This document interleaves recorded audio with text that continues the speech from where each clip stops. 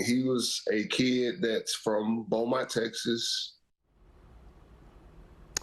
Well, let's take a live look now from Bourbon Street. It just reopened today. Here it is right here after yesterday's attack. Our Gage Goulding spoke with one of Jabbar's high school classmates.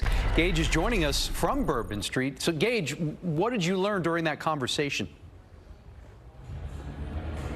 Yeah, his high school classmates say Shamsuddin Jabbar was a good kid. He was a smart, well-liked student, and whenever he saw Jabbar's face on the news, he froze. I want to show you some pictures that he dug out of his 2001 yearbook. This is from Beaumont Central High School. Jabbar, he grew up in the Beaumont area. Some of his family still live in that area. Meanwhile, Jabbar, he moved to the Houston area after serving in the Army. Michael Roach, he wasn't best friends with Jabbar, but they hung out kind of in the same circles, especially towards the later part of their time in high school. Here's what he had to tell me. He was the kind of kid that you went to school with, that you would expect to probably see him as the CEO of a company, a president of a company.